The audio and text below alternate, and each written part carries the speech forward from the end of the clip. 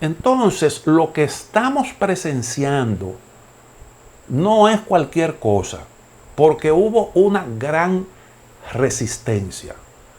Y ustedes saben por qué hubo una gran resistencia. Ustedes saben por qué el mundo, a pesar de todas esas crisis, que fueron manifestaciones claras de un malestar que se estaba generando como consecuencia de esas políticas, ¿por qué no cambiamos de rumbo y seguimos insistiendo en esa locura?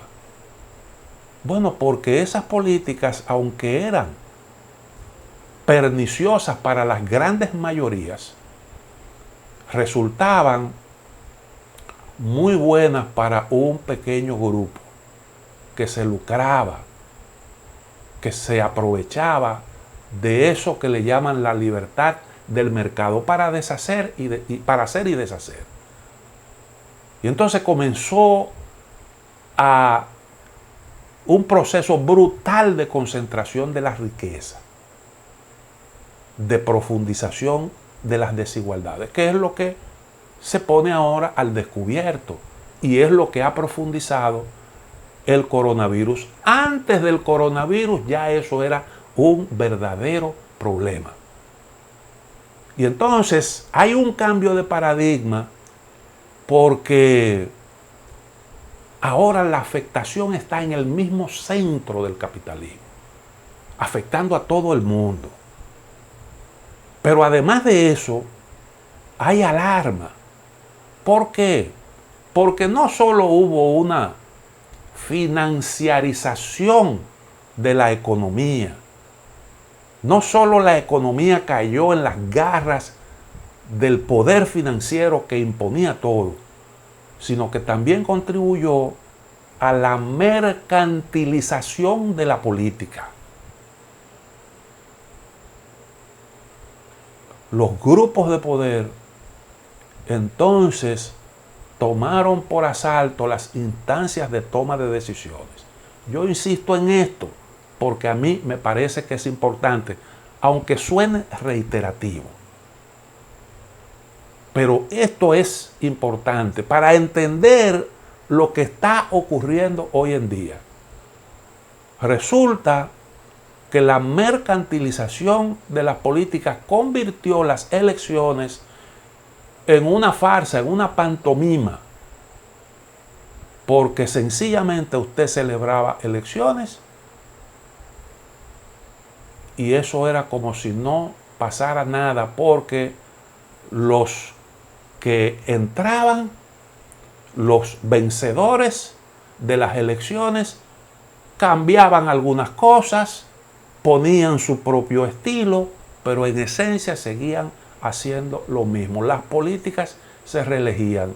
Y entonces, así las elecciones no tenían sentido y la gente simple y llanamente perdió las esperanzas.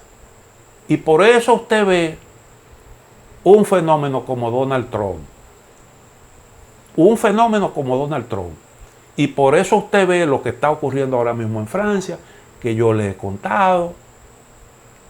Un sistema político que se fue a pique, nuevos actores políticos, y generalmente los nuevos actores políticos o son de la ultraderecha o de la ultraizquierda, con planteamientos rarísimos.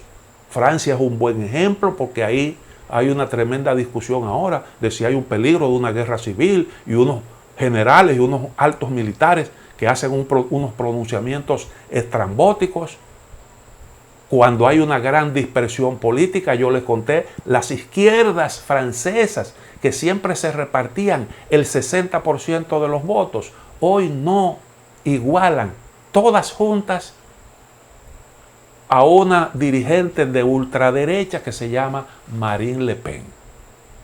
Y muchos se preguntan, bueno, pero habrá un Frexit también. Y así es como están las cosas. Ya en España nosotros vimos cómo surgieron nuevos actores y cómo dos organizaciones políticas que se alternaban en el poder y que representaban corrientes distintas, visiones distintas, cómo terminaron siendo la misma cosa. exactamente la misma cosa, hasta el punto de que cuando, producto de la inconformidad, aparecieron nuevos actores de derecha y de izquierda, porque la realidad afectó tanto, el disgusto era del lado de los partidarios del Partido Popular y también del PSOE. Y cómo cuando Podemos se erige en una amenaza para ese dominio de los dos grandes partidos, Felipe González plantea la unidad entre populares y socialistas para cerrarle el paso a Podemos. Podemos desbarató, dilapidó un gran capital político como consecuencia de incapacidades, como consecuencia de graves errores que allí se cometieron, que no se supo interpretar qué era lo que realmente estaba demandando el pueblo español. Y creyeron que tenían una patente de corso para poner la sociedad española patas arriba. Y resulta que se fueron más allá de la encomienda que le hizo el pueblo. Se perdieron en esa realidad que me parece a mí que estaba muy pero muy clara. Y eso lo vimos en el caso de Grecia, Italia. Es decir, todas esas políticas contribuyeron a hacer infuncional la política.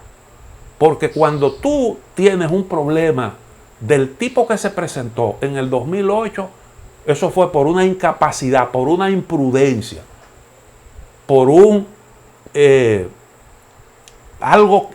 barbaridad que cometió la clase política, que consintió en volver a una situación que fue la que generó la Gran Depresión, aquella de los años 30. Y que hubo que superar con políticas totalmente distintas, tal y como se está haciendo ahora, con esas mismas políticas que son un calco de lo que impulsó Roosevelt en aquella coyuntura. Ahora entonces estamos apelando otra vez, eso es lo que yo digo, la historia es verdad que se repite, unas veces como comedia y otras veces como trágica. Estamos repitiendo lo mismo, porque en aquel momento la banca especulativa jugó un rol importante en la detonación de esa crisis. La actividad especulativa. Y en el 2008 ocurrió lo mismo. Y ahora, bueno, el coronavirus lo que ha venido es agravar, yo reitero, un problema que estaba ahí.